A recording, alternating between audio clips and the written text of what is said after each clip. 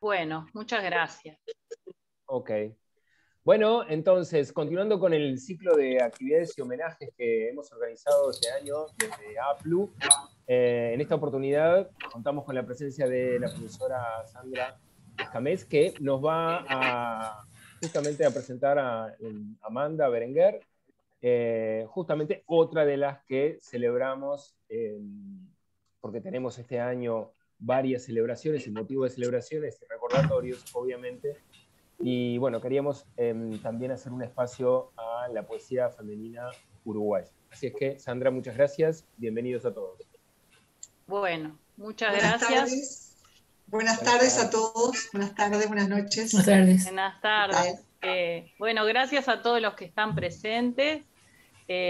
Gracias a APLU, Alejandra, que fue la que me sugirió, Alejandra Dopico, a Rosa, Rosa Núñez, la profesora. Con Rosa estuvimos hablando tanto de Amanda y qué podíamos hacer de Amanda, ¿te acordás, Rosa? Y bueno, salió esta charla. En principio, quería decirles que, bueno, es muy difícil acceder a toda la obra de Amanda. Yo no he accedido a los archivos, por lo tanto voy a hablar de algún aspecto de su poesía, porque no conozco su obra completa, por lo tanto voy a abocarme a los libros que tengo y a los cuales pude profundizar, porque de los otros tengo conocimiento fragmentario. Así que quería mostrarles, hice una presentación de PowerPoint para... Hola, Silka, gracias. Hice una presentación de PowerPoint para poder ordenarnos un poquito más y que ustedes vean algunas cosas que está bueno ver, porque con Amanda nos pasa que van a ver que hay muchos poemas que necesitamos ver, no solo escuchar, ¿no? No sé si todos ven bien ahí toda la pantalla. Sí. ¿Se ve bien? Sí, bueno. sí. Yo la llamé a esta charla Amanda Berenguer y la poesía interrogante. Vamos a ver por qué, porque es algo de lo que voy a hablar durante toda la charla, que tiene que ver con la interrogación y con la pregunta que ronda en toda su poesía, en algunos libros más que en otros.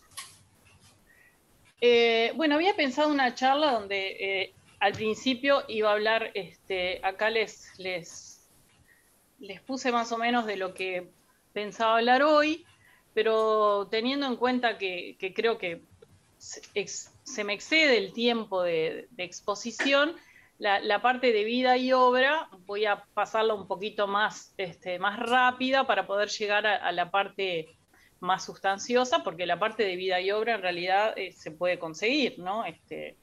Es más fácil encontrarla. Bueno, esta es una foto preciosa que encontré de Amanda y José Pedro, y esas preguntas son preguntas que están en el libro que se titula Las 1001 preguntas y propicios contextos. Entonces me gustaba, para ilustrar esta charla que tiene que ver con la poesía interrogante, ir poniendo estos versos en forma de pregunta. Amanda nace el 24 de junio de 1921 en Montevideo, en el seno de una familia de clase media, ilustrada. Ustedes sabrán que es sobrina de José Pedro Bellán y de Carlos Giucci, que fue un compositor que formó parte de la Sociedad Folclórica del Uruguay. Estos personajes artísticos van a influir en la vocación artística de Amanda, ¿no? Y con apenas 19 años publica su primer poemario, A través de los tiempos que llevan a la gran calma. A los 23 años contrae matrimonio con el escritor José Pedro Díaz, con quien adquiere una prensa y un material tipográfico, con lo que instalan una imprenta en el garage de su casa llamada La Galatea. En esa imprenta van a publicar partes de sus libros, por lo menos hasta inicios de los 60, ¿no? Bueno, paralelamente en los años 50 se mudan a Bélgica, donde él ejerce como agregado cultural, y es una oportunidad que ella tiene para actualizarse respecto a las vanguardias. Pensemos que la década del 50 es la época de la neovanguardia, ¿no? Y allí conoce a personalidades como Tristán Tzara, Paul Éluard, Pablo Neruda, José Bergamín, también junto a su esposo y los franceses Paul Flory y Lucien Mercier, integró el grupo fundador de la mítica revista Maldoror, que sirve como plataforma para varios integrantes de la generación del 45 y del 60 también. Bueno, en el 79 y en el 80 se mudan a los Estados Unidos para realizar una larga gira en diversas universidades norteamericanas. Después vamos a charlar de esto, ¿no? Porque ella va a hacer presentaciones audiovisuales de su poesía. Y ahí también se dedica ella en este momento a la traducción al francés y al inglés, y bueno, y de esta época son las traducciones que ella hace por ejemplo, de los textos de Emily Dickinson. Bueno, estos son otros versos de ese libro que les comentaba, que es un libro que está construido en base a la pregunta. En realidad, hablé recién de la generación del 45, pero desde muy joven ella se distanció de las agrupaciones literarias. Si bien pertenece, y su nombre está ligado a la generación del 45, opta por un camino creativo distinto al predominante, ¿no? Suele decirse que Amanda se aleja del compromiso social que marca la obra de sus contemporáneos, yendo en busca de un camino propio, ¿no? Pero creo que ese distanciamiento en realidad no es tan así, que esa apreciación tal vez se deba a que su generación, la generación del 45, tuvo una postura abiertamente o explícitamente política que ella no tuvo, ¿no? Y bueno, y también puede haber pasado que eso se deba a que ella en realidad no ejerció la crítica, ni participó en polémicas, permaneciendo bastante al margen de esa participación institucionalizada de su generación, ¿no? Hay un poema titulado Carteles en el que ella dice: la juventud es un estado permanente, nada de generaciones, yo soy de los que están vivos, no tengo pasado, me quedé con el porvenir.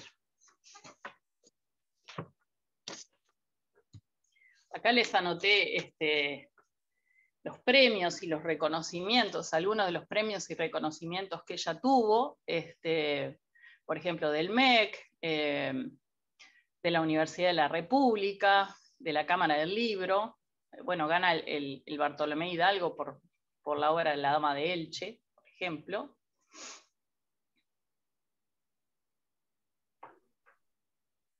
Y es reconocida como académica de honor por la Academia Nacional de Letras. Poquito antes de morir, la Intendencia de Montevideo le confiere el título de Ciudadana Ilustre. Y bueno, y su obra ha sido traducida al inglés, al francés y al alemán, por ejemplo. De todas maneras, esto que estoy diciendo,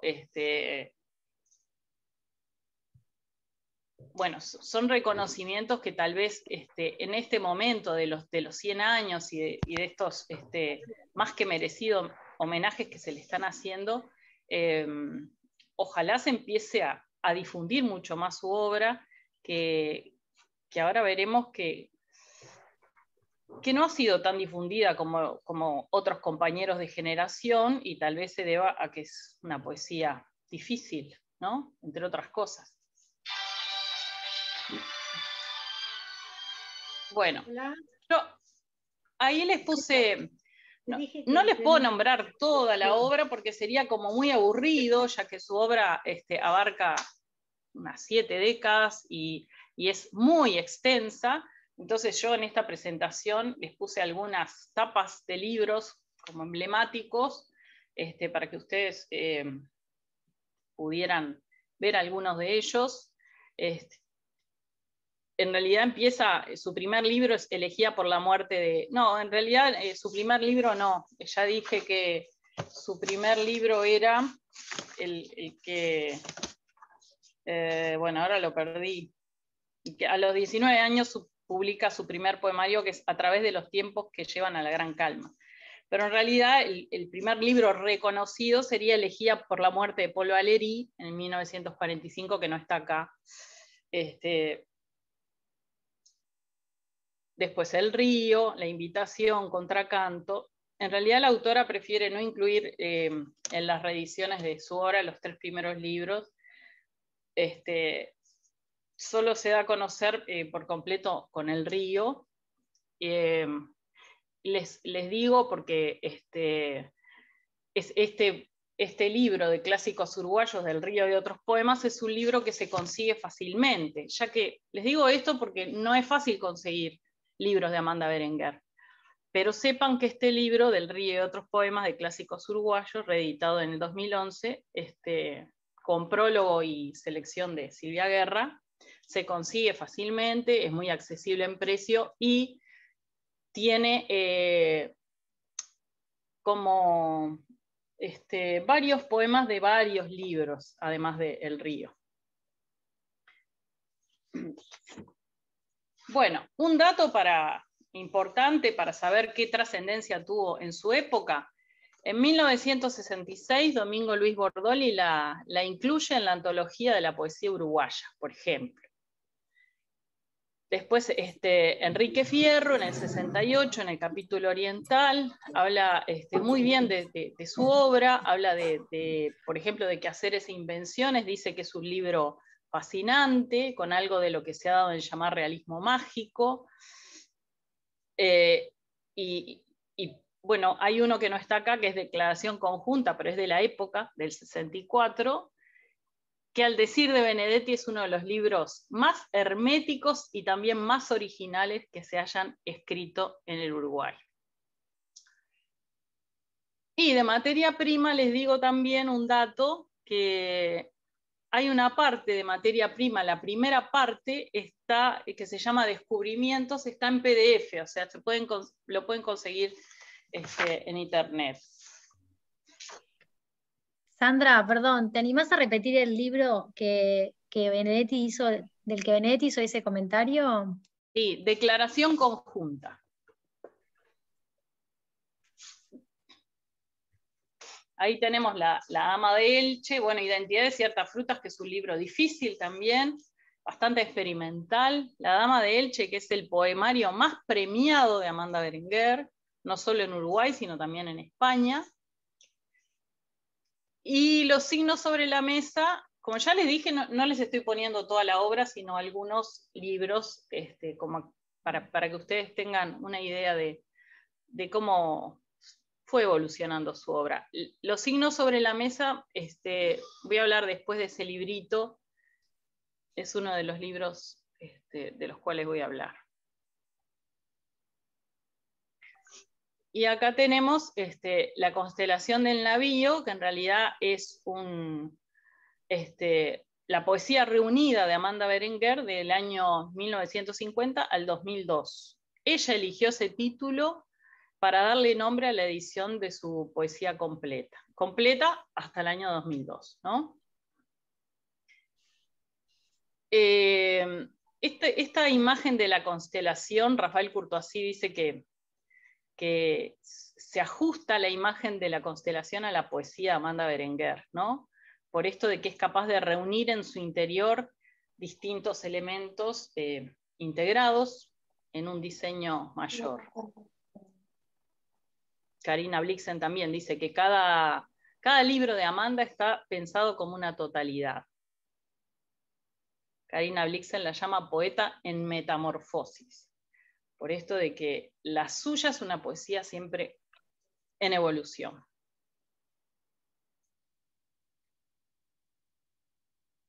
Y bueno, y después tenemos el último libro, que también voy a hablar de él, que es La cuidadora del fuego, recopilado por Roberto Echavarren.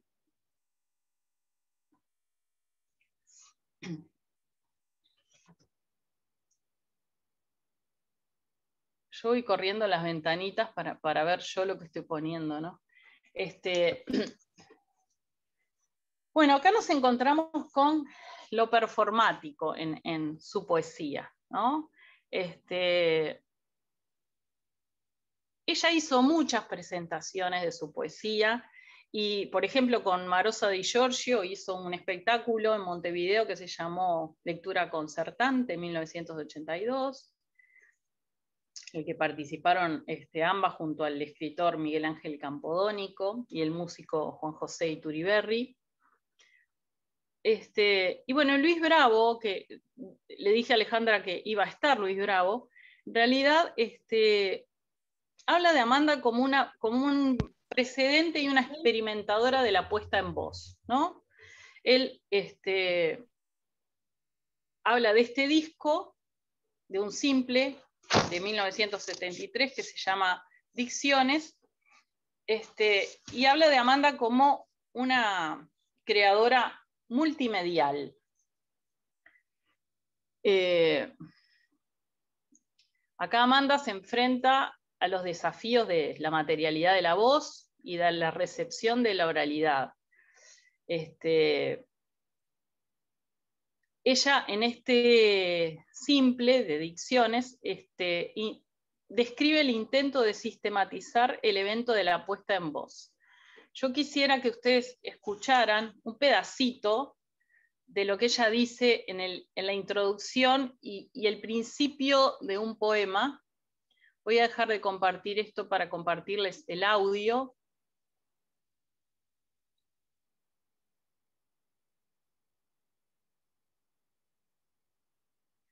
A ver por dónde lo tengo.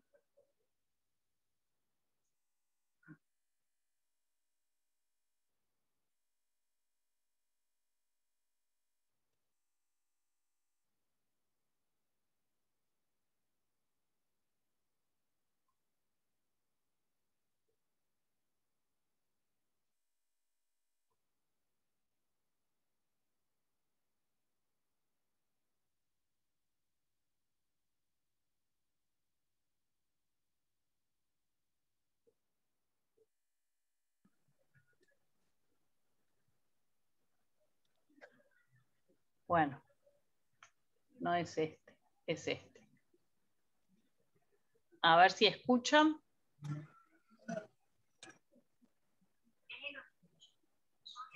¿Se escucha?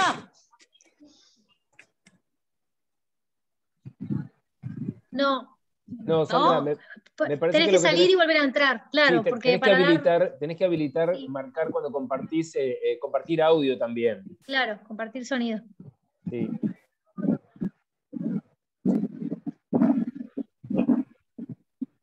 Querido escucha. ¿Ahora? Capaz que se escucha medio bajo. Ahora sí. Me voy a Apenas puedo silenciar. explicar esto que he hecho. Fue allá por el invierno de 1970 y lo llamé Dicciones. Sé que lo hice buscando la insoslayable comunicación como otra manera de arribar al contacto profundo con los demás. Así, estaba sentada delante del grabador, pensando en ustedes, pero positivamente sola y responsable. Tan sola que imaginé formas de dicción diferentes. Utilizaría algunas vocales de modo grave, como la A o la O, y otras agudas, así la I o la E, y usaría además la estructura silábica para graduar el poderoso significado de las palabras. Las palabras que dan noción de altura, de vuelo, de elevación, serían agudas, y las palabras que bajan y se hunden y se hacen pesadas serían graves. La gravedad es una ley que se cumple. Además, estaba entre un problema fonético y otro significante. A mí me salieron estas dicciones irrepetibles.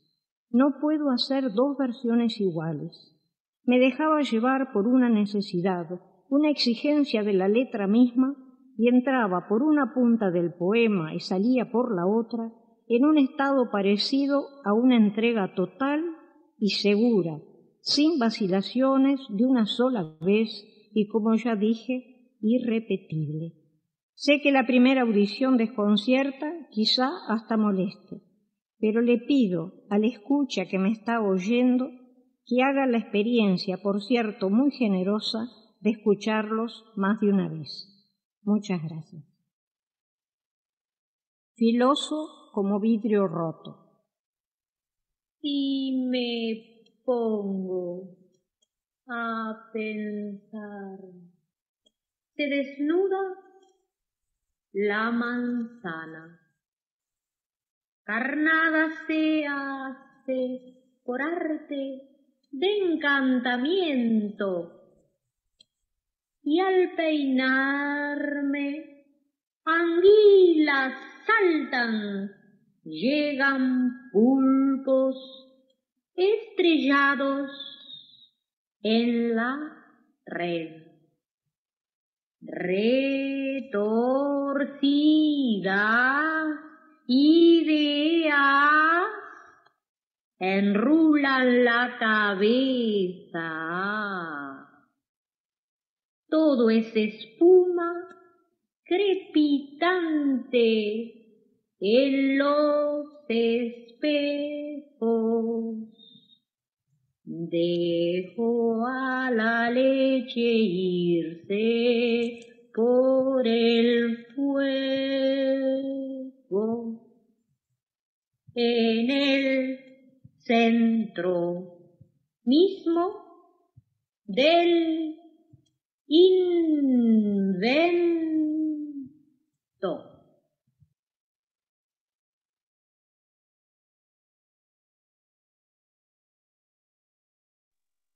Esto seguía, ¿no? Pero era largo. Vieron que ella explica primero cómo esas dificultades de ese evento, de la puesta en voz, que siempre va a ser diferente, ¿no?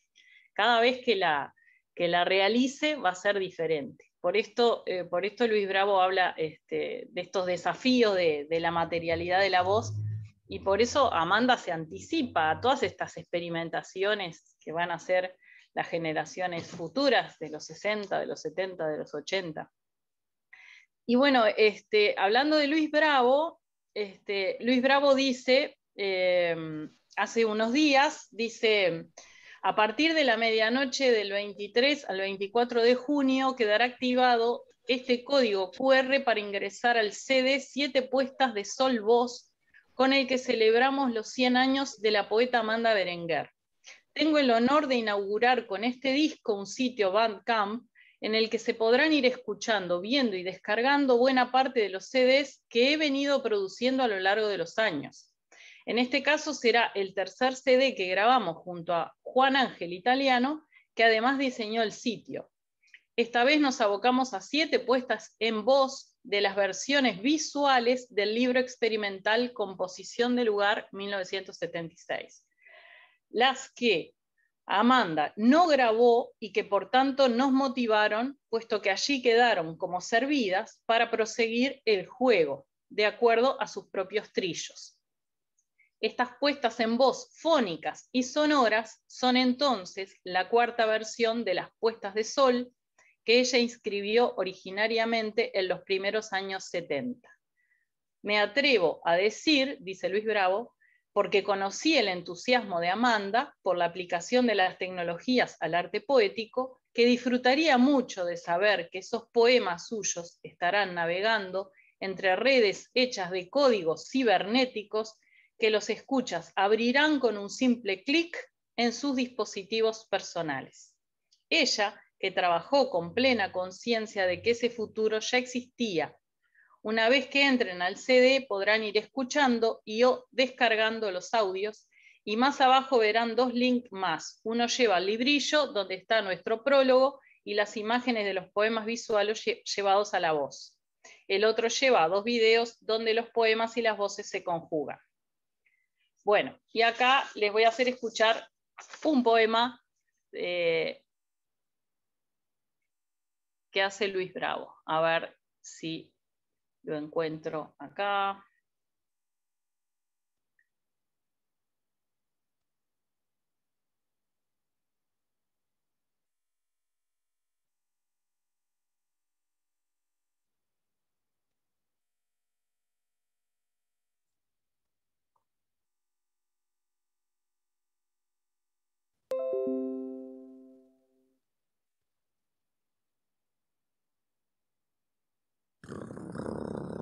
Sol, rostro, par, sol, rostro, sol, no, plata abandonada y laxa de un cuerpo muerto. rostro, Sol, no, se, no, sol, acuoso límite entre lo que par, rostro, sol,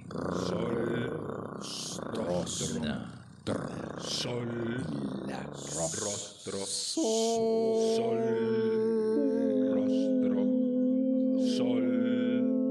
rostro,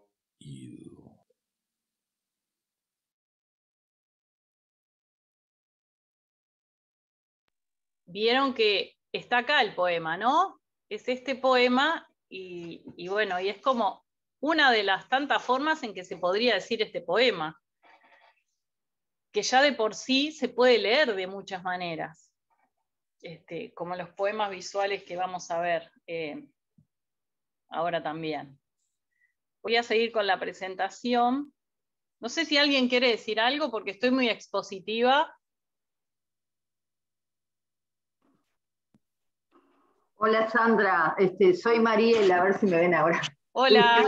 No, quería decirte que me parece interesantísimo hacer lectura en polifonías con los estudiantes, justamente como una experiencia de lectura del poema. Sí. Digamos que los estudiantes puedan ir justamente jugando con esos sonidos. Esta es una experiencia.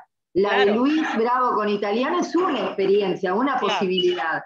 Pero me parece muy rico, justamente como experiencia sonora, una aproximación diferente al poema. Sí, sí.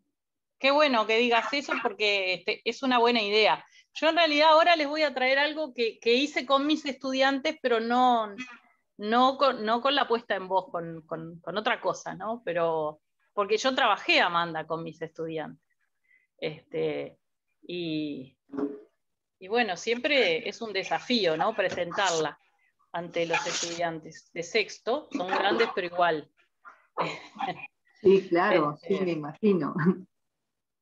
Sí, es atreverse, ¿no? Experimentar como ella lo hizo.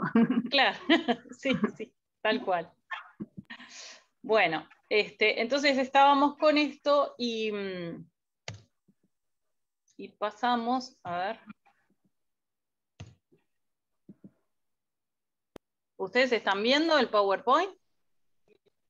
Ah, ahí va. Sí. Ahí. Bueno, esto, ya que hablamos de la puesta en voz, vamos a hablar también de la relación que tuvo Amanda también, no solo con lo audiovisual, sino con otro tipo de exposiciones o instalaciones. En este caso es una instalación que hizo junto a Yamandú Canosa. Todas las cosas tenían nombre, bueno, y el título es una pregunta, ¿no? Justo que estamos hablando de esto de la poesía interrogante. Fue en el Centro Cultural de España en el 2005. Yo me acuerdo que fui y de hecho me traje el librillo. Estas fotos son del librito que nos entregaban, como un libro precioso, con imágenes. Y si ven ahí en la invitación, Amanda Berenguer estuvo recitando en el Centro Cultural de España. Yo me la perdí porque el día que fui no estaba recitando, pero me traje el librito. Y en esa exposición, Yamandú Canosa se había basado en estas tres obras para explorar esa relación, este género fronterizo que es la poesía visual, pero que acá también participa de la relación con el diseño, con la arquitectura, ¿no? Yo voy a leer algo que dice Yamandu Canosa hoy, que dijo en estos días, por esto de los 100 años de Amanda. Dice Yamandu Canosa: en los años 60, los escritores Amanda Berenguer y José Pedro Díaz hicieron un largo viaje a los Estados Unidos. En Chicago visitaron un centro de investigación informática adscrito a una universidad en el que estaban empezando a desarrollar un sistema para traducir imágenes en formato de archivos informáticos. Un avance sin duda notable para esos años. Como recuerdo de la visita, le dieron a Amanda un retrato suyo hecho con esta técnica en avanzada que ella mostraba con orgullo. Su rostro estaba construido con letras que transcribían las diferencias tonales de la imagen. El rostro de la escritora, construido con tipografías, siempre fue para mí una imagen imborrable, el cuerpo de la literatura. Respira Amanda es una ampliación de esa imagen original a la que agregué un submarinista, mírenlo acá, que respira letras. El retrato fue realizado para la exposición Todas las cosas tenían nombre, que Amanda Berenguer y yo hicimos en el CCE de Montevideo en 2004 con la comisaría de Patricia Bentancur. Conocí a Amanda con 14 años y ella y su poesía han sido centrales para dibujar la geometría de mi imaginario. Este es un óleo sobre papel.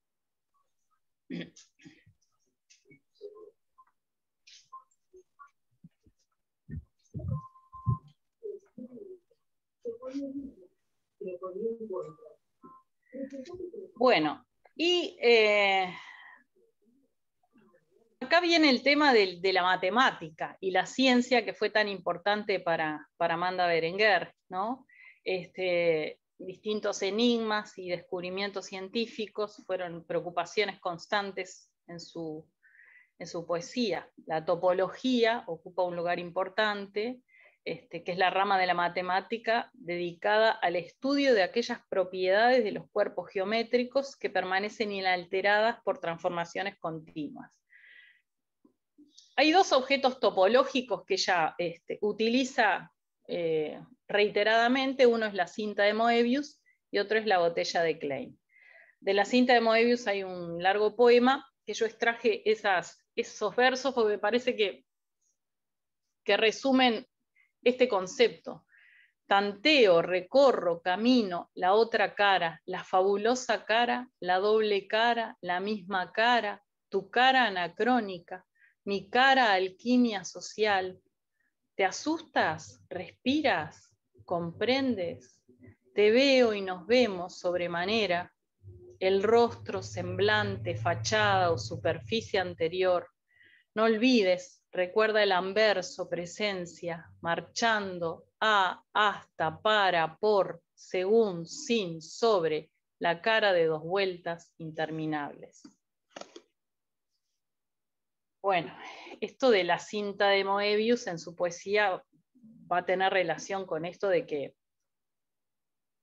las dos caras, el yo no puede existir sin el tú, lo personal que implica lo social, el pasado que precede al presente, el ver y el ser visto, el ser y el parecer, y sobre todo un concepto que es que es fundamental en Amanda Berenguer, que es que el lenguaje también tiene otra cara.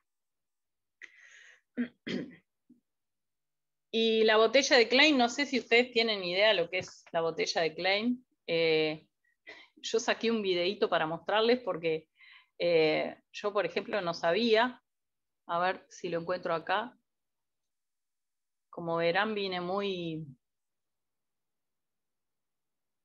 mostradora, pero tenía que ver con esto de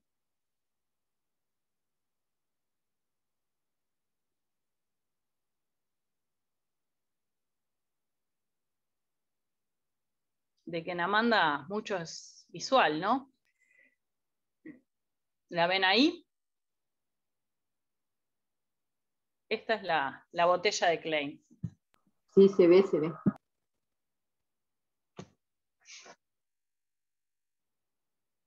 es el mismo juego que la cinta de Moebius, ¿no? Es como que se entra, se sale, no sabemos cuál es la diferencia entre el adentro y el afuera. Y bueno, hay un poema en el que la botella desata un cúmulo de asociaciones que tienen que ver con, bueno, una cantidad de cosas que ella quiere decir, ¿no?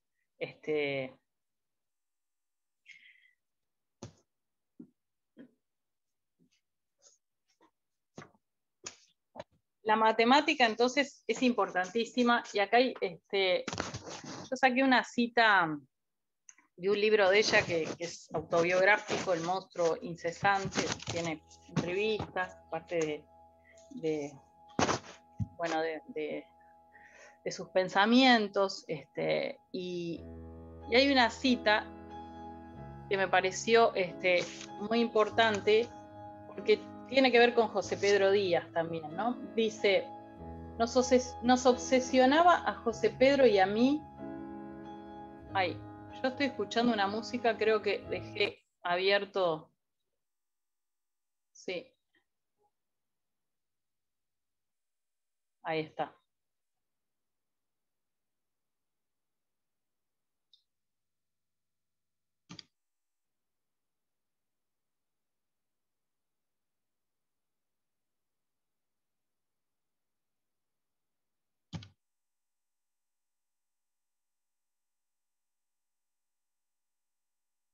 Perdonen que se me... Ahí. Dice en esta cita, nos obsesionaba a José Pedro y a mí la velocidad como límite de la materia, pasada la cual la materia desaparece. Me quedé sola, obstinada, sobre las coordenadas, modificando espacios y fragmentos de tiempo, dibujando como resultado una línea caprichosa y oscilante como la aguja de una brújula en las manos de un niño. Entonces percibí algo revelador en esa línea, que era yo misma, que era el hombre mismo. Esa línea tendía imperiosamente a acercarse a la coordenada horizontal del tiempo y de manera apasionada. Vertical y solitaria quedaba la coordenada del espacio con su anotación última y su nada matemática. A la velocidad de la luz, la materia no existe, recordé. Bueno, les traigo esta cita porque yo me los imagino a ellos dos conversando sobre matemáticas, ¿no? A ella con José Pedro Díaz, y pensaba que hay como una relación en parte de la obra de José Pedro Díaz y parte de la obra de Amanda Berenguer. Por ejemplo, hay una parte de la obra de José Pedro Díaz, hay 3 libros que son como de un género híbrido entre lo ensayístico, lo narrativo, lo poético, con un lenguaje técnico y científico. El Tratado de la Llama, de 1957, que ellos publican en la Galatea. Ejercicios antropológicos, de 1960, también en la Galatea. Y después, unos años más tarde, Nuevos Tratados y Ejercicios, que publican en Arca en 1982. Y acá, en estas obras de José Pedro Díaz, hay mucha relación con todo esto que aparece en la poesía de Amanda. Estas interrogantes sobre la ciencia, sobre la matemática y sobre el lenguaje, ¿no? En estas obras de José Pedro Díaz hay mucho de los significados, de las palabras que han quedado ocultos, de la sorpresa frente al lenguaje, de las deducciones científicas o las incongruencias del lenguaje. Bueno, mucha relación entre estos 3 libros de José Pedro Díaz y los libros que Amanda estaba publicando por esa época, ¿no? No sé si alguien lo está estudiando, pero creo que es un proyecto que estaría buenísimo, esto de estudiar paralelamente cierta zona de la obra de los dos, porque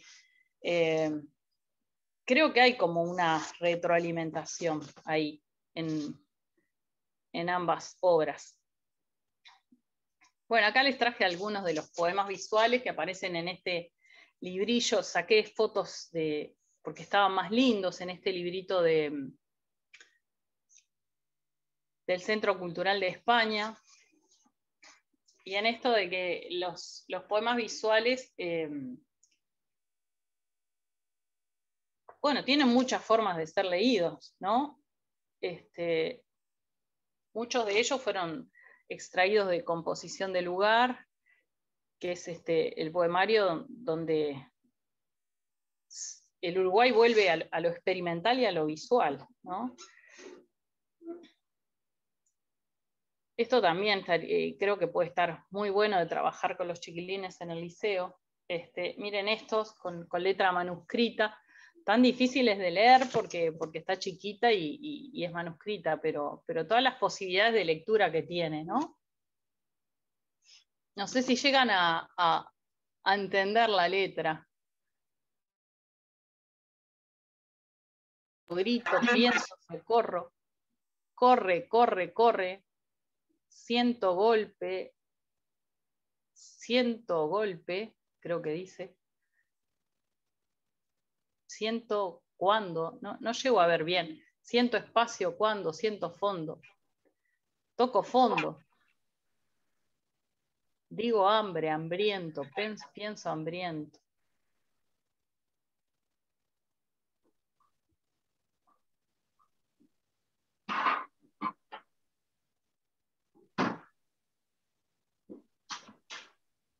Bueno, estos estaban en la exposición, por ejemplo, en esta exposición del Centro Cultural de España.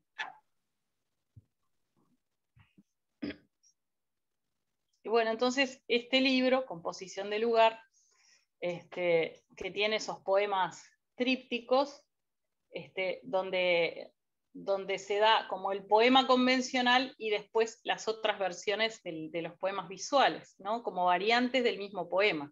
La puesta del sol sobre el mar en distintos días. Ese es el tema sobre el que trata el libro. La cuestión acá es cómo descifrar esos poemas, ¿no? Porque la poesía visual tiene un ritmo diferente, tiene el ritmo de las palabras y el ritmo del dibujo. Y entonces, bueno, tal vez eso tenga que ver con esto de que a veces se considera la poesía visual una poesía difícil. También la época en la que lo publicó, 1976, en los años más represivos de la dictadura. Se ha hablado como esto de que el sinsentido del libro pueda tener que ver con ese contralenguaje. En fin. Obviamente, en este libro tiene mucha importancia la vanguardia, la neovanguardia y la poesía concreta, ¿no? Pero es una poesía compleja. Algunos lo llaman poesía visual, otros lo llaman poesía experimental, poesía inobjetual, poesía conceptual, poesía expandida. Hay muchas etiquetas para... Bueno, y les traje un poema que es con el que yo trabajé en clase, pero en realidad yo a los chiquilines no les mostré este poema, les mostré solo el otro para no condicionarlos. Pero les voy a leer el poema para después que vean el otro más experimental. Este se titula Poniente sobre el mar, viernes 11 de enero de 1974. Dice, estamos frente a él para verlo caer y rendirle todos los honores. Enhorabuena cayó la luz de sus manos, ráfagas de trigo a los cuatro vientos, y peces dorados de java sobre las violetas y los pensamientos de agua verde hoja. Está en la plenitud de su madurez, al borde de la muerte infalible, impávido y palpitante, contando las plumas del tiempo. La fosa que lo espera está abierta y él aún domina la extensión de nuestra lucidez. Sabemos que caerás al fin y vendrán horas oscuras, y el pájaro silencio se posará sobre el horizonte. En homenaje a ti se tienden los animales terrestres, y las dunas rosas y los pastos lacios. Caíste. Te echaron encima manojos de nubes, de mentes encendidas. Mi homenaje consiste hoy en reconocerte poseedor del don de la resurrección. Bueno, ese hermosísimo poema tiene una variante que, bueno, esta con mi letra así, medio fea, lo hice yo porque estaba muy chiquito para que lo vieran. Y entre todas las opiniones de mis estudiantes, les puse ahí una de una alumna de ingeniería del año pasado, que frustrada puso en su trabajo: en mi calculadora y en todas las del planeta, la suma de Amanda Berenguer da como resultado syntax error. Muy frustrada quedó la chiquilina.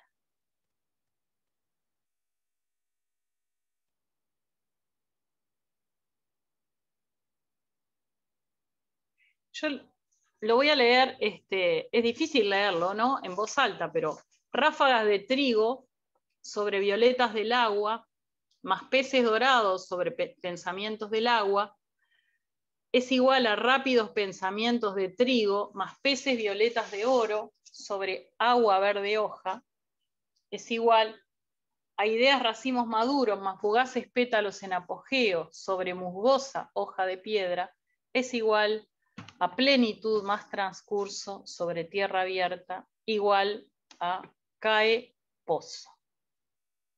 Esta sería una versión visual del poema anterior.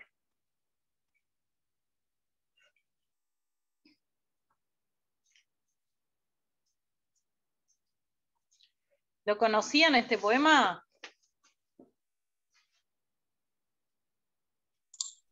Yo no. ¿No? Bueno, ¿y qué les parece?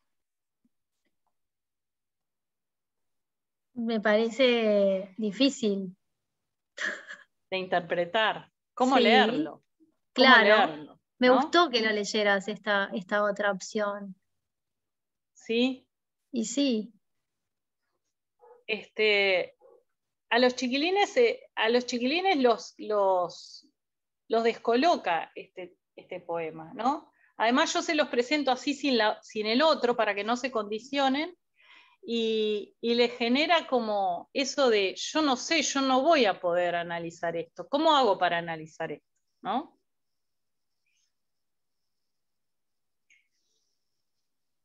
Una chiquilina, por ejemplo, el año pasado, les traje algunos párrafos de su trabajo, porque era un trabajo largo. Aparte esta chiquilina, bueno, era excelente y se encargó de buscar investigó sobre Amanda Berenguer, ¿no? Entonces dice, es por ser sexto de ingeniería, ¿verdad? No voy a sintetizar un poema, no voy a sintetizar un poema, no voy a sintetizar un poema. Es difícil encontrar una manera de interpretar el texto, porque si lo pienso matemáticamente no llego al mismo resultado, como si abstraer imágenes e ideas fuera tarea del subconsciente de cada uno, haciendo imposible la objetividad. Interpretar el proceso mental de otra persona y tratar de entender por qué el mío fue diferente me genera inquietud. Creo que juega con la intuición, con ordenar pensamientos e imágenes según lo que nos hace sentir. En la mente de la poeta, todas las palabras nacen de experiencias propias de ella y ajenas a mí. Tienen un sentido y un orden justificado que manifiestan su intención. Pero en mi posición de receptora, aclaro que no todos mis alumnos escriben así, tan lindo, ¿eh? En mi posición de receptora, lo que consigo captar conecta con mis propias experiencias. Es evidente que si hacemos un resumen esquemático del poema, vamos a subrayar, quedarnos con palabras claves diferentes.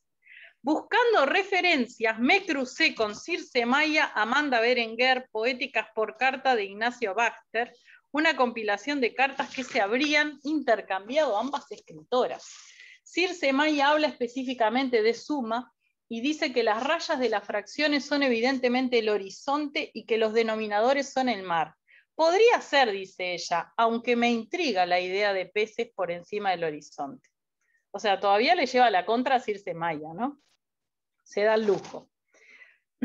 Y después dice, esto lo subrayé porque, y tal vez estoy canalizando frustraciones acumuladas en este texto.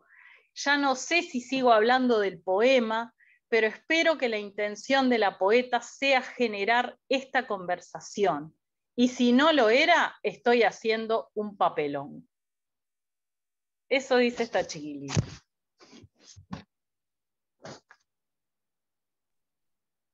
Bueno, no sé qué les parece todo esto. Tengo más juicios de alumnos de otros, pero quisiera escucharlos, a ver qué les pasa a ustedes con este poema. La reflexión de la alumna estuvo más que buena. Sí, muy genial, muy genial. Sí, Circe Maya habló de este poema. Y ella, bueno, buscó información, ¿no? Claro. Y este año se los presenté a los alumnos de texto de arquitectura y les traje el caso de, bueno, les voy a leer de una para no, porque si no se me va el tiempo en esto. Lucía, que en realidad les voy a leer algunos fragmentos porque me hizo un trabajo bastante largo, pero me puso un mensaje de que tenía miedo de haberse volado mucho, ¿no? Y dice, voy a leer más bien la parte final, siendo Suma un poema poco convencional debido a su estructura matemática, voy a tomar cada operación como una estrofa y cada término como verso. Lo interesante de este poema es ver cómo los versos van interactuando con los otros en una relación matemática para ir generando nuevas ideas. Bueno, y acá viene la explicación matemática, que capaz que nos viene bien porque nosotros nos cuesta un poco en general todo esto, ¿no? Dice, nos encontramos ante suma de fracciones, lo que significa que no es una suma lineal como decir A más B igual C. En este tipo de suma se ve implicada también la multiplicación. Para sumar fracciones necesitamos que ellas tengan el mismo denominador. Si ya lo tienen, solo basta con sumar los numeradores. Pero en caso de que no sean el mismo, como en el poema, debemos encontrar el mínimo común múltiplo de los denominadores.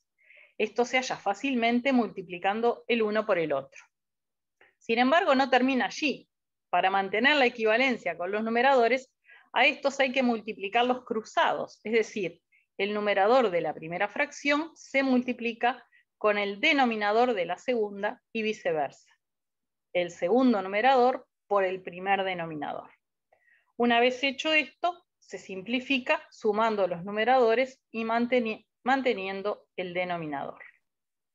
Bueno, esta es la explicación matemática que ella da, ¿no? Después dice, el poema me lleva a pensar que es una analogía del transcurso de las emociones y de la vida misma.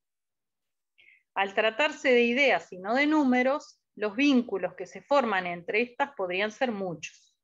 Se me hace una muy buena analogía, ya que por más que la vida tiene como una estructura y ciclos que se repiten para casi todos los seres vivos, la libre interpretación y los distintos caminos que toma cada persona es lo que hace la gran diferencia. A su vez, los versos no van solo acoplándose entre ellos y transformándose, sino que también, en base a su parte matemática, se van simplificando. ¿Vieron que cada vez es más chico? ¿No? Esto. Fíjense que acá es mucho más grande, ¿no? Entonces dice, ay, ahora me perdí. Se podría decir que las ideas se van volviendo más claras hasta que se reduce a una sola fracción, acá. Por último, una cuarta estrofa en la cual se avanza un paso más en la simplificación, al punto que tenemos la igualdad final. Ahora los versos numerados poseen solo una palabra cada uno.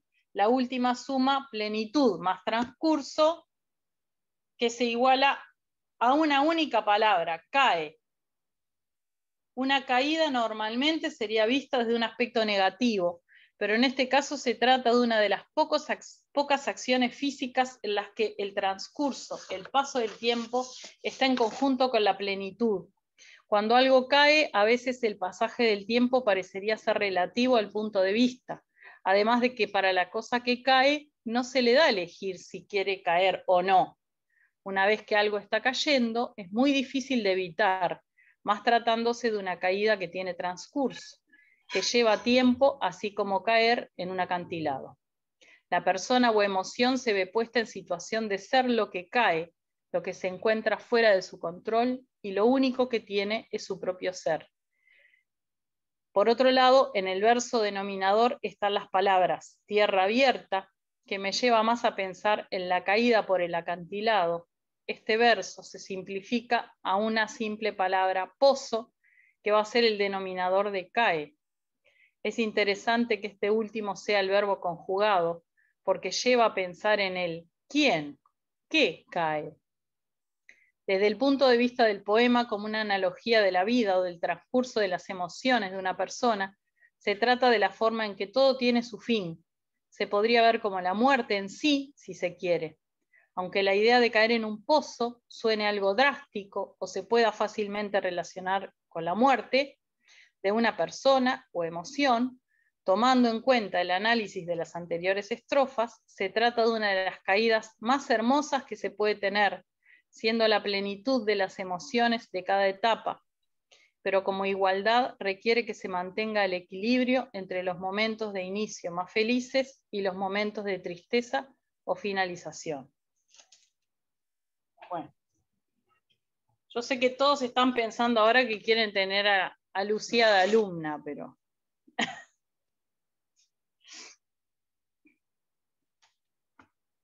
Bueno, voy a dejar de compartir un minuto para preguntarles si quieren preguntar algo o comentar algo sobre esto.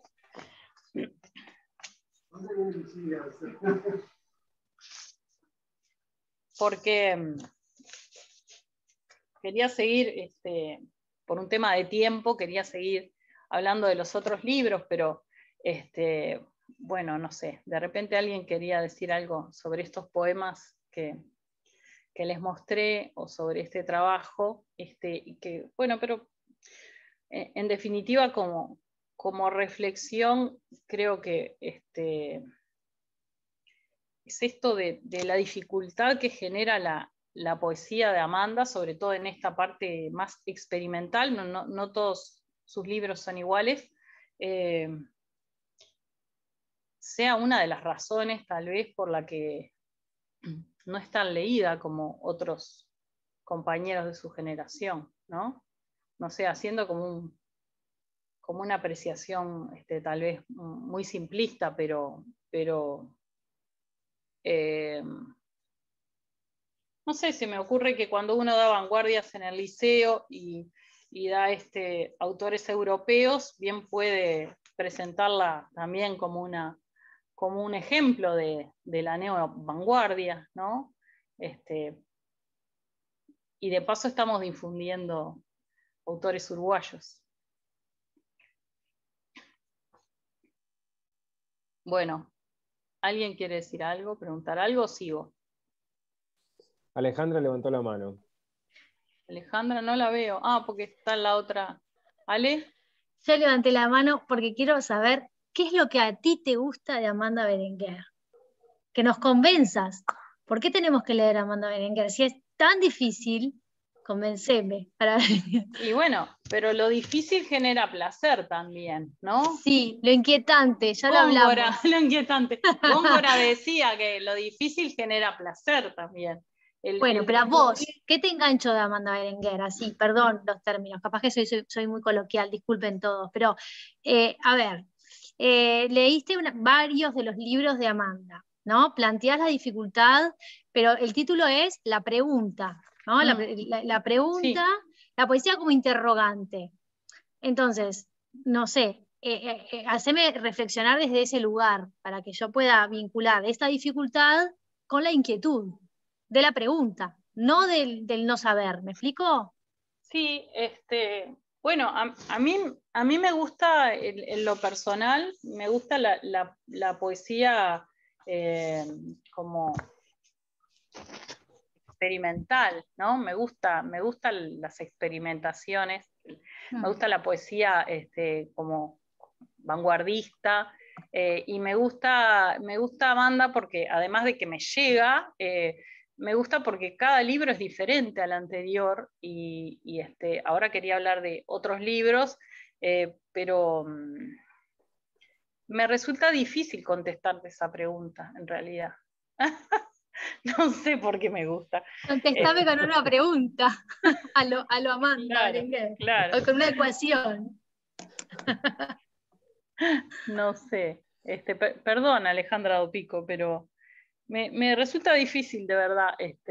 Viste, como cuando te preguntan ¿cuál es tu autor preferido? Bueno, Aide está levantando la mano, a ver.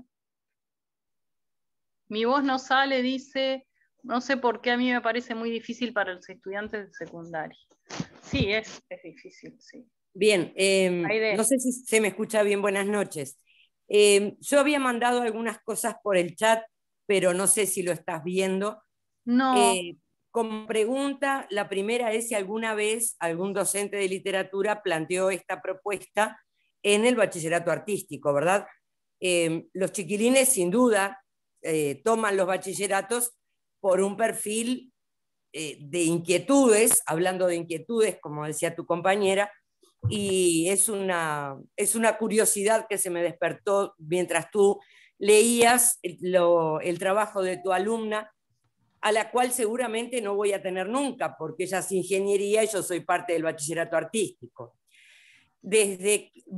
Contestándole quizás, no sé si surge la pregunta, pero la compañera que habló recién te preguntaba qué te atrajo de Amanda Berenguer, y yo voy a decir lo que me atrajo a mí, porque vengo siguiendo todo este proceso con la Cátedra Alicia Goyen hace 5 semanas que comenzó el homenaje por los 100 años, y ya me compré el libro, lo empecé a leer, y a mí lo que me inquietó es una mujer con mayúsculas.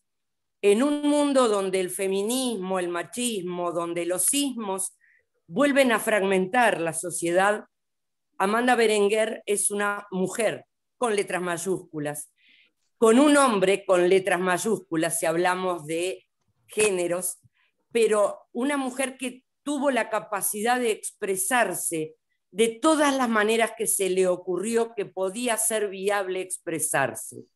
Este año ya no tengo tiempo porque queda poco y ojalá en la presencialidad, pero mi plan es seguir investigando a Amanda Berenguer para así proponerla el año que viene en el bachillerato artístico. Y este año yo trabajé a Poliner, que también hacía poemas a través de dibujos, palabras en los dibujos, y cuando descubrí, hablo de mi propia ignorancia, descubrí a esta mujer, y además uruguaya, se me despertó la gran ilusión de poder trabajarla en el bachillerato artístico. Así que en algún momento, quizás el año que viene, pueda dar más respuestas. Hoy son solo inquietudes, contestándole a la compañera que habló recién. Gracias por la palabra. Muchas gracias, Aide. Qué bueno. Gracias, Aide, también. También te agradezco yo. Sí, yo también tengo artísticos y justamente estaba trabajando vanguardias y trabajé los caligramas, ellos hicieron caligramas y pensaba después presentarles a Amanda. Creo que los artísticos lo van a valorar también, desde otro lado capaz, porque me gustaba presentarles este poema a los de Ingeniería y Arquitectura que tienen una formación más científica, porque justamente tiene que ver con esto, ¿no? Pero bueno, es muy, muy amplio todo lo que se puede presentar de ella. Hay que ir cerrando, dice, era para mí el mensaje. Yo lo leí en voz alta. Bueno, entonces, como estamos con un tiempo, ya vamos 1 hora, Yo tenía muchísimo más para decirles, pero voy a ir rápido para mostrarles esto. Los signos sobre la mesa es un librito de un poema solo. Consta de un poema largo que me pareció muy hermético por momentos, con expresiones de profundo dolor y un lenguaje descarnado que no había encontrado en otros libros, por lo menos en los que yo pude leer. Está fechado en 1985 y publicado 2 años después por Ediciones de la Universidad de la República. Tiene un epígrafe dedicatoria que es ante mis hermanos supliciados, que podrían ser, por la fecha en la que se está saliendo de la dictadura, los hermanos torturados, ¿no? Incluso en una estrofa se hace alusión al castillo de los condes de Flandes, que evidentemente es en una referencia a la tortura. Si uno busca información sobre este castillo de Bélgica, se habla de la vida carcelaria, de una colección que se expone en el castillo de armas e instrumentos de torturas más dolorosos de todos los tiempos. Y ahí les puse, aparte de un verso, les leo una partecita para que vean más o menos el tono del libro. No tiene nada que ver con todo lo que estábamos hablando antes, ¿no? Es un libro bien diferente. La palabra donde, la justa, para el vómito que se respira, para el agua de la cloaca en los pulmones, la inmersión negra en el vaivén del oxígeno, cubierta de hongos y excrementos. La palabra para el cuerpo montado en el caballete de hierro, jinete cabalgando un cuchillo entre las piernas, y para esa hebra salvaje, el aullido que ata las entrañas con el aire. La garganta reseca no es fuente de palabras. La escena queda despellejada, es un rostro con las cuencas vacías. Me rodean apenas imágenes mudas, sin cuerdas vocales. Caigo vencida y balbuceo. Bueno, y sigue, pero no puedo seguir. Bueno, esto que decíamos de que en general, ligeramente, se tiende a decir que Amanda Berenguer no es una poeta comprometida. Bueno, este libro es de un profundo compromiso y de un profundo dolor, ¿no?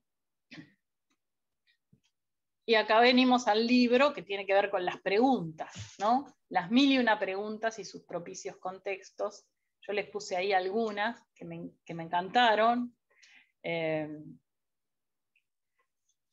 Mirá, María Noel Cardoso, esta pregunta para vos. ¿Algunas palabras se visten de cordero, pero son lobos en la pelea gramatical? Es muy genial esa pregunta, ¿no? Bueno, este libro está publicado por Linardi Rizzo en el 2005 con un prólogo de Hugo Achúcar. Hugo Achúcar habla de este libro como un libro barroco por el exceso, por la estética de la hipérbole, y bueno, y esa capacidad de maravillarse de Amanda ante la pregunta. Está construido en base a la pregunta el libro, ¿no? Con un estribillo que es el asno y el buey, por ejemplo, estás aquí y no me ves, y lo ganamos el largo hilo del tiempo, una puntada por arriba y otra por debajo. ¿Tiene siempre el espacio total la misma dimensión? ¿Es el tiempo una línea y el espacio una esfera? Geómetras estamos, dijo el asno al buey, y me miró a mí.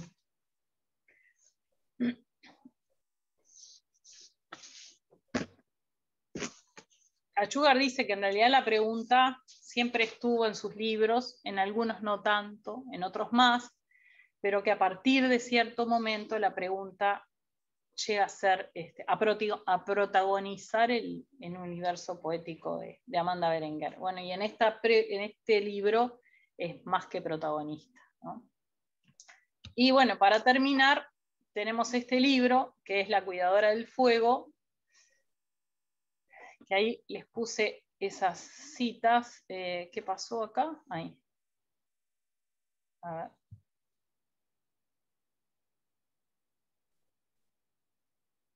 ahí. La cuidadora del fuego es el último libro.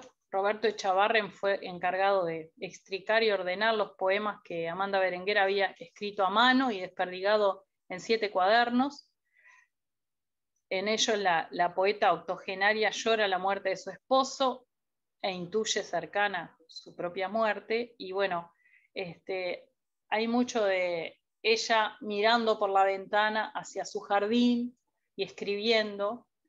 Es como el escenario restringido, ¿no?, que tiene ante los ojos y que la hace contemplar y reflexionar. Son poemas bien diferentes a todos los anteriores. Por momentos sus versos se acercan a la prosa. Muchas veces nos encontramos con esos poemas con bastoncitos o con guiones en lugar de comas, ¿no? Y bueno, quería leerles 1 o 2 poemas para terminar de este libro.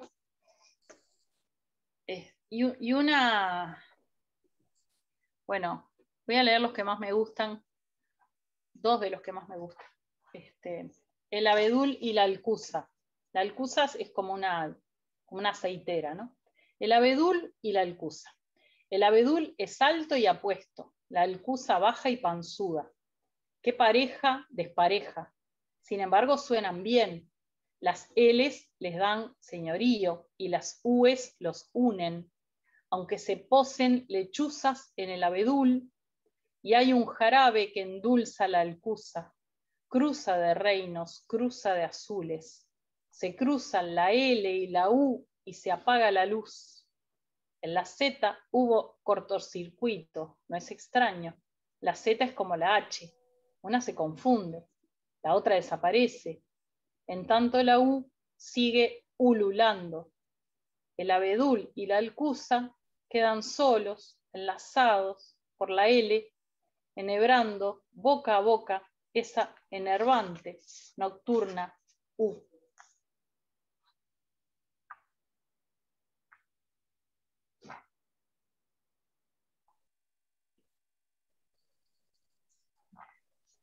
Bueno, y un poema precioso que se llama Arte Poética. Para apurar el derrocamiento de los últimos modelos de las sombras, la soledad tramposa, acorralada en su madriguera y enfurecida como pocas veces. También los pájaros funestos, prontos para un despliegue de terror intermitente. Para apurar el levantamiento simultáneo de otra cosa, de verdad y vida y compañía, para asumir la responsabilidad de toda la batalla, firmo esta noche mi nombre solidario.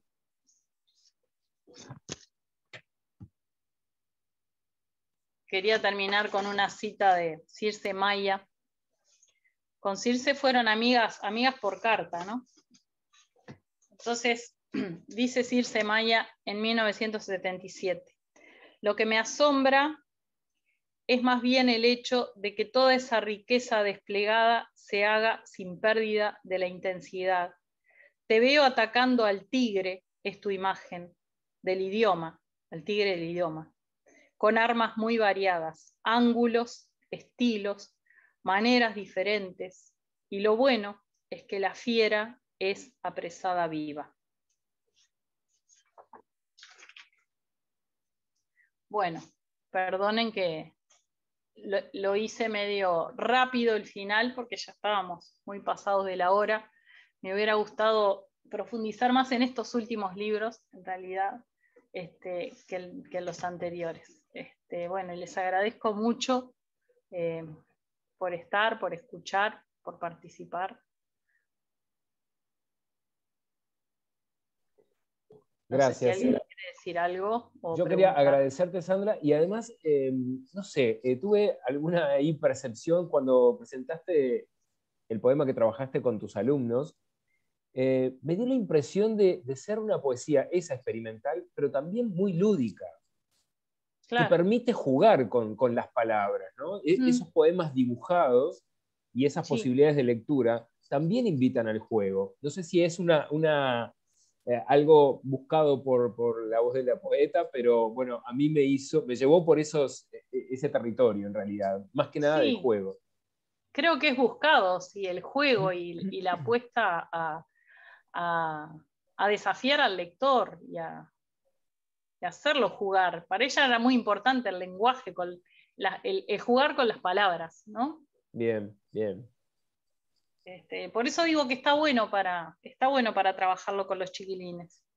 Y bueno, buscar de pronto qué poemas presentarles, ¿no? Claro, claro. Sí, sobre todo por lo que decía Aide, de pensar en un artístico, por ejemplo, debe de ofrecer, porque es además también una poeta, yo diría camaleónica, ¿no? Porque tiene esa cosa de poesía hermética, cerrada, o la poesía interrogante, que también de alguna manera interpela, pero esta otra que es una invitación al juego, ¿no? Claro, claro. La Bueno, verdad que no me sé, encantó. tenemos que animarnos a dar más, Amanda. Es verdad, es cierto. Animarnos al desafío ese de que se puedan presentar muchas lecturas y que a veces también no sepamos qué decir frente a un texto, ¿no? Sí, es verdad, es cierto. Tal cual. Muy bien, muchas gracias. Bueno. A mí me vienen muchas ganas de aprender y seguir leyendo sobre Amanda Berenguer. Tal cual, desconocida por esa dificultad, ¿no? También lo que decías al inicio es muy importante, lo bueno que sería organizar de repente jornadas al respecto de la obra de Amanda Berenguer, para que tal vez así hubiera más trabajos críticos sobre la obra y que nosotros los profesores nos pudieran guiar para tomar como algunos lineamientos, ¿no? Algunas coordenadas, y que uno no se sintiera tan como justamente en el medio del mar sin ver el faro. Entonces, me parece que sí, que es muy pertinente el planteo que hiciste al inicio, y bueno, no sé, a ver, el presidente de APLU si se le ocurre hacer alguna jornada más al respecto, para que haya otros estudiosos de la obra de Amanda Berenguer que nos vayan ayudando a sumergirnos en su pero poesía. también difundir más la obra que no se consigue, la obra de ella, ¿no? Está bien los trabajos críticos, me parece bárbaro, pero también la obra, que se pueda reeditar más la obra, es muy difícil conseguirlo. Bueno, APLU tendrá que reeditarla. Bueno. Ponele. No sé, Álvaro Serrás. Podríamos inventar una Galatea 2, ¿no? En APLU, ya que estamos jugando un poquito con esta pareja de matrimonio tan particular. Evidentemente podría ser una herencia en APLU, llevar adelante una propia imprenta. No sé si eso será posible, ¿no? Pero bueno, en fin, podría ser divertido. Vamos encaminados. Bueno, bien. Hay que aprovechar la euforia de los 100 años. Sí, es verdad, es cierto, ¿no? Porque a los 101 ya nadie se va a acordar.